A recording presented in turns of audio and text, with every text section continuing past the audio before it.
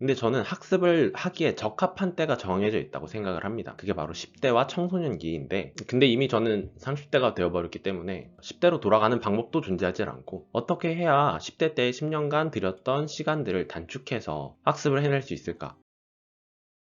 독자 여러분 안녕하세요, 홍사서입니다. 오늘은 울트라 러닝이라는 책에 대해서 리뷰를 해보도록 하겠습니다. 울트라 러닝이라는 책은 스캇 영이라는 저자가 쓴 책이고요. 효율적으로 공부를 할 수 있는 방법에 대해서 얘기를 하고 있어요. 지난 책에서는 좀 수험생들 위주의 공부법이라면 이번엔 직장인들 위주의 공부법을 가져와 보았습니다. 직장인이라고 하면은 직장 다니는 것도 바쁜데 왜 공부냐라고 물어보실 수도 있는데, 성공, 명예, 지식, 그리고 돈 같은 것들은 전부 다 학습을 먼저 하고 나서 뒤따라오는 것들입니다. 근데 저는 학습을 하기에 적합한 때가 정해져 있다고 생각을 합니다. 그게 바로 10대와 청소년기인데, 근데 이미 저는 30대가 되어버렸기 때문에 10대로 돌아가는 방법도 존재하지 않고, 어떻게 해야 10대 때 10년간 들였던 시간들을 단축해서 학습을 해낼 수 있을까, 이런 거를 고민을 하고 있던 때에 이런 울트라 러닝이라는 책을 만나서, 이 책에 따르면 어느 정도의 세월은 극복이 가능하다라고 얘기를 하고 있습니다. 작가의 경우는 24세에 울트라 러닝을 처음으로 시작을 했고요. 무역회사에 다니는 평범한 비즈니스맨이었다고 합니다. 그 과정에서 우연히 컴퓨터 공학을 접하게 되었고, 사람들한테 도움이 되는 무언가를 창작한다는 점에서 굉장히 매력을 느꼈다고 합니다. 그래서 컴퓨터 공학을 배우고 싶어 했고, 그 당시만 해도 컴퓨터 공학은 MIT 공대가 가장 잘 가르친다, 뭐 이러한 인식이 있었나 봐요. 그래서 이 사람은 여러 가지 방법을 생각했다고 합니다. 상황만 놓고 보자면은 재입학을 하기가 너무 어려운 거예요. 고등학교를 다닐 때의 성적이라던가 우리나라의 수능 같은 SAT를 본다던가 이런 여러 가지 선제 조건이 필요했기 때문에 현실적으로 MIT에 재입학하는 것은 굉장히 어려웠었다. 그래서 MIT에 다닌 것처럼 자기만의 커리큘럼을 짜는 거를 결심을 하게 됩니다. 컴퓨터 공학과 관련된 전공 과목 32개를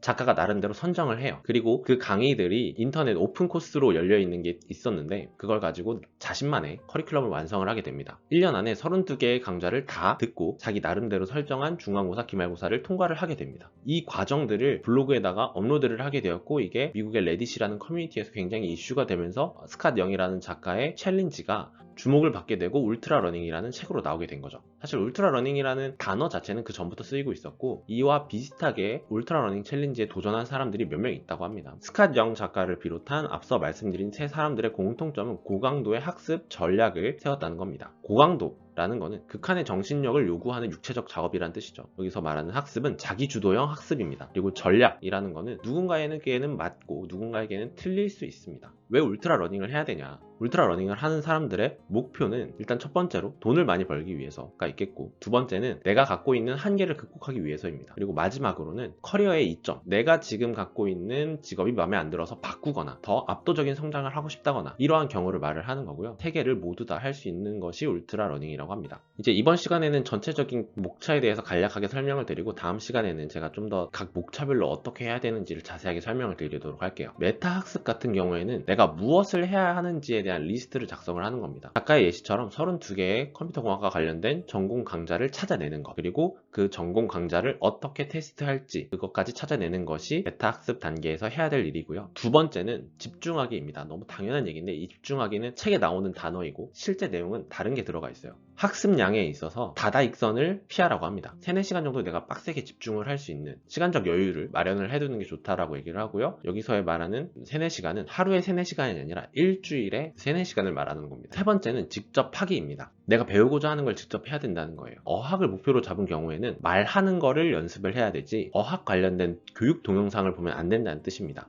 특화학습은 내가 잘 못하는 것만 집요하게 파고드는 과정이라고 생각을 하시면 돼요. 다섯 번째는 인출, 학습 전이와 관련된 내용이고, 피드백은 주변 사람들의 피드백을 받으라는 겁니다. 그리고 여기 하나 빠진 게 있는데 유지가 있습니다. 바로 내가 공부한 거를 유지하는 거, 까먹지 않는 게 중요하겠죠. 한 가지 강의를 쭉 이어서 듣고 다 마치고 그 다음 강의를 듣는 것보다 여러 강의를 조금씩 듣는 게 훨씬 더 도움이 많이 된다고 합니다. 그 이유는 저도 잘 모르겠는데 어쨌든 뇌과학적으로 그렇다고 해요. 오래 기억에 남는다고 합니다. 그리고 두 번째로 자동적으로 일어나는 일일수록 좀 더 오래 기억에 남는다고 해요. 예를 들면은 영어 공부를 한다라고 했을 때 내가 어떤 강의를 계속 반복적으로 듣는 것보다 내 실생활에서 영어로 한두 마디를 꾸준히 해보는 게 좀 더 도움이 많이 된다는 거죠. 여덟 번째, 직관적 이해입니다. 어려운 문제에 도전을 해서 그 문제를 해결해내고 그거를 검증하는 방법을 다른 사람들한테 설명하는 방식으로 하라고 합니다. 그리고 마지막 9번째가 실험과 실패인데 끊임없이 실험하고 실패하는 게 중요하다고 얘기를 하고 있습니다. 앞서 말했던 직관적 이해도 이 실험과 실패에 포함되는 개념이라고 생각을 하고 남들이 하는 거를 따라하고 나만의 방식으로 재창조하는 거를 연습을 하라고 합니다. 그 과정에서 실패는 많이 해도 상관없다고 얘기를 하고 있고요. 다음 영상에서는 좀 더 자세하게